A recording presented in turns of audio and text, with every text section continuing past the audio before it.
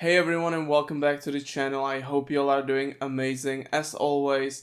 And it is me, Joe, as always. And today I want to talk about a horror movie that, I wanted to talk about for a long, long time, but I just, haven't got to talk about it. I guess I just kept doing another topics. But today I want to talk about this horror movie that, fascinates me, to be honest. And I remember, that I watched it like back in 2017 when it came out, and I rewatched the movie today, just to refresh my memory about it. And this movie is called The Evil Within, aka the original title of the movie was supposed to be The Storyteller. So The Evil Within, this movie came out in 2017, but the filming of this movie started back in 2002.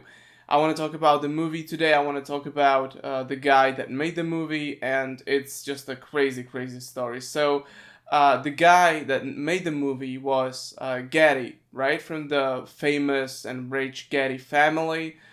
This guy was a grandson of J. Paul Getty, at the time the richest American alive, right? So this guy came from like a really rich family, and he was always interested in making a horror movie. He was also a big drug addict, right? He was, addicted to methamphetamine, to cocaine, to all these substances, and he wrote like multiple scripts in the 1990s, and then he ended up writing a script called The Storyteller about this young disabled guy, both like mentally and physically disabled, and this young guy that lives with his older brother and his girlfriend, the brother's girlfriend, and basically he's killing people, and basically that's the basic plot of the movie. And I know that it sounds pretty basic, but trust me, the movie gets really complex, basically, because our main protagonist, again, the young disabled guy, portrayed wonderfully, by the way, by Frederick Kohler. He's basically having these nightmares where he sees this ghoul, this absolutely disgusting looking monster, basically, portrayed wonderfully again by Michael Berryman. And Michael Berryman is, without a doubt, a horror legend. That guy was in, The Hills Have Eyes, and so many horror movies, so many great horror movies, and that guy is an icon, right? And so basically, he has this demon that's basically living inside his mind. There are these like awful, disgusting nightmare sequences in the movie. Most of the stuff is practical, by the way. There's very little CGI.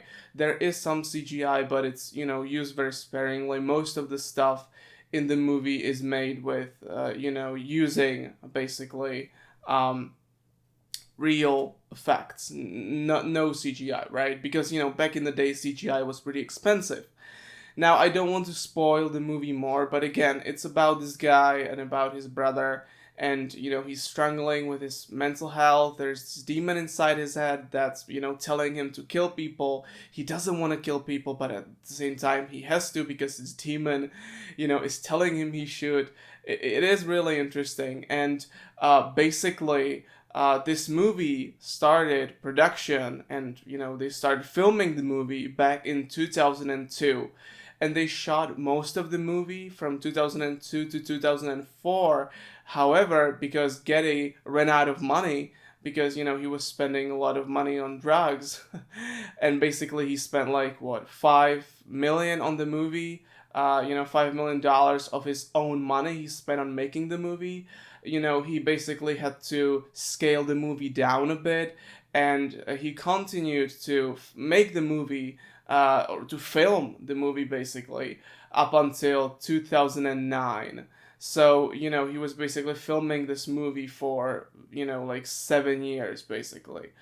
Sometimes you get some shots that look, quite old, but then you get some shots that look, that look basically like they were filmed 10 years apart, like those two shots, because, they were shot, 10 years apart.